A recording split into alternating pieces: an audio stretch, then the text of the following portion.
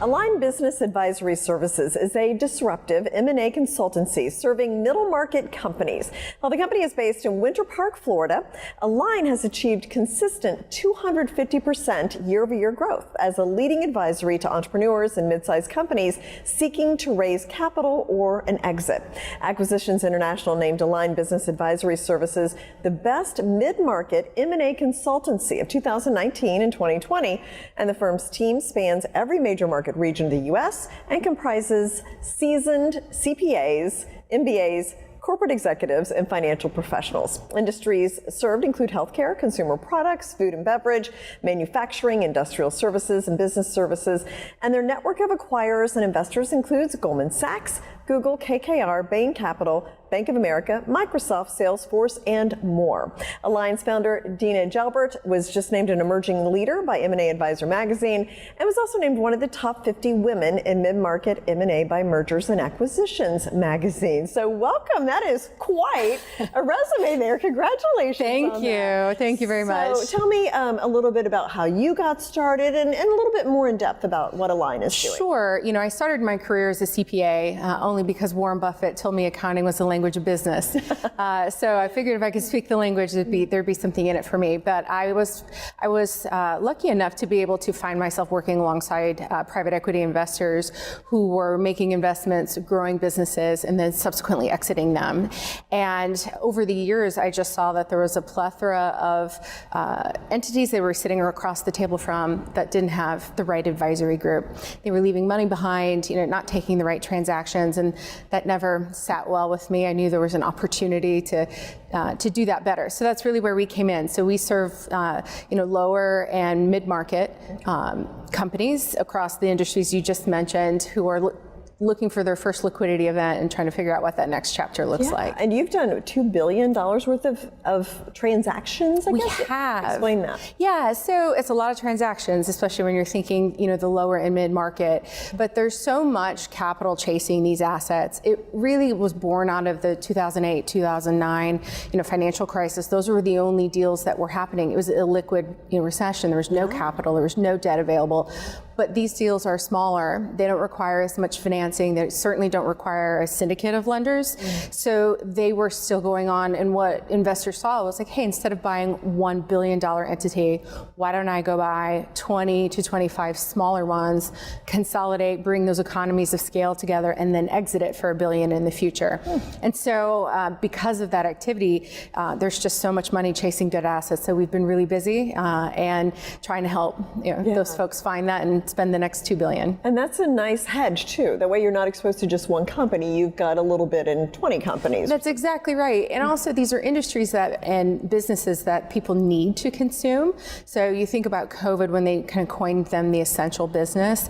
These are manufacturers, industrial service providers, heating and air conditioning. I'm in Florida, and if your air conditioning goes out in August, you're going to scrape up $180 to patch it and fix it.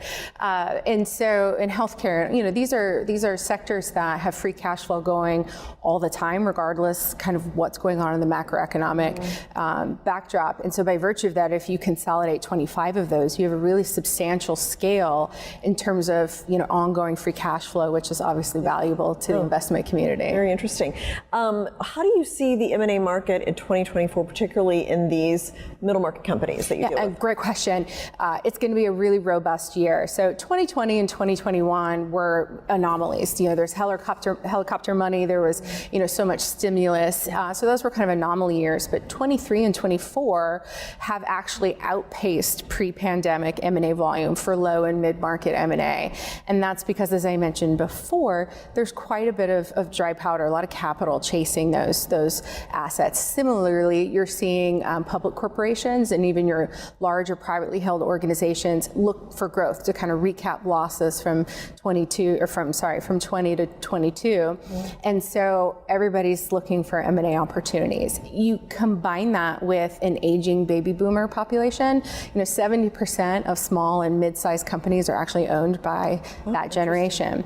And so time marches on, and they're now looking at retirement and what that next chapter looks like. That's also the generation that was the first to put their kids through higher education. So the kind of handing the business over is a bit of a lost art these days, because they've all gone on to pursue their passions and are engineers and doctors and teachers or what have you. And so you've got this combination of an extensive amount of capital, a lot of businesses looking for some sort of transition and succession, merging together all at one time. And so 2024 is going to be another robust year. I think also with interest rates stabilizing, hopefully, that debt will be a little bit more free-flowing, which will just add fuel to the fire. So busy. Can you quickly explain, when you talk about small or a mid-market company, is that measured in terms of revenue, or what would that include? Great question. Yes, it's traditionally how we define it. They are companies that have revenue anywhere from 20 million a year to 500 million a year, and that's a pretty broad spread.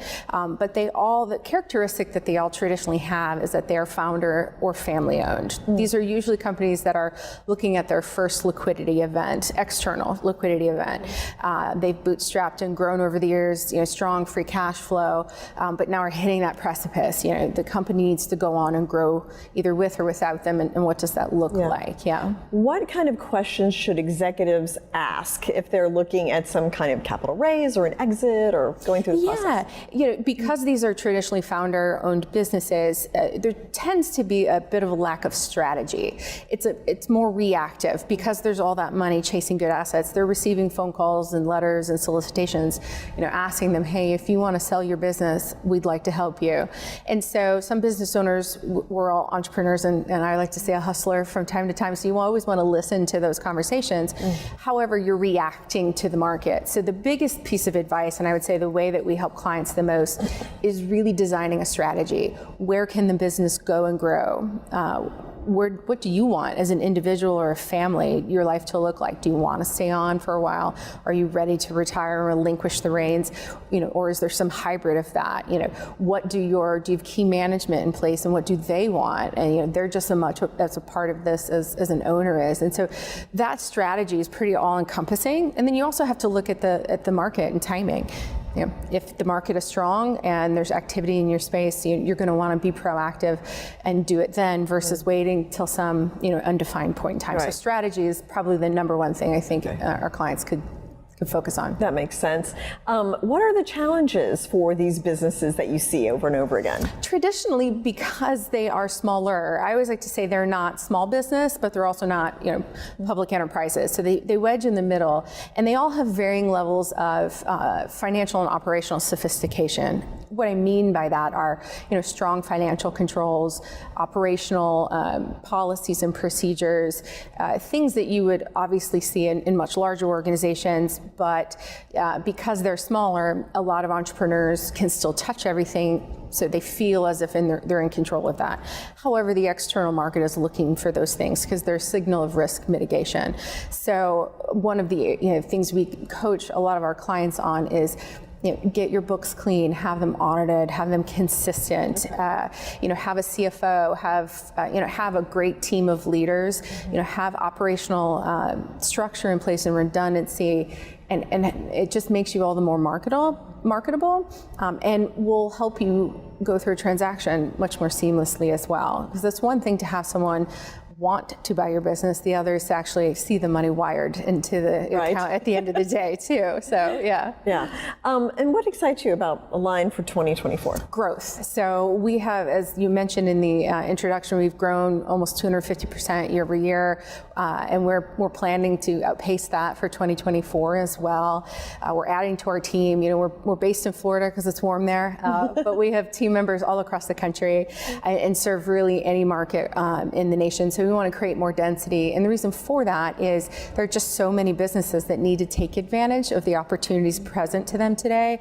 So we want to make sure we're the ones that are there to be able to help them with that. There's so much capital that has to find a home. So we want to be the ones to do that. So I'm really excited about that. Yeah, and you're really connecting them. Yes. The capital and the business. That's right. I like to say we're matchmakers, glorified matchmakers, but it's really about finding the right partner because capital is abundant. It doesn't necessarily mean that partner's the right one. And so it is an art, especially with founder and family-owned businesses. There are a lot of nuances, and again, they're not as sophisticated as others. And so you have to really be intentional about how those puzzle pieces come together, because then you'll hear the horror stories of when they fall apart or when things don't go as planned because you weren't strategic or intentional. So, yeah. Well, Dena, thank you so much. My it's so pleasure. interesting to hear about the company and the industry. Thank you so much for your time. I appreciate it.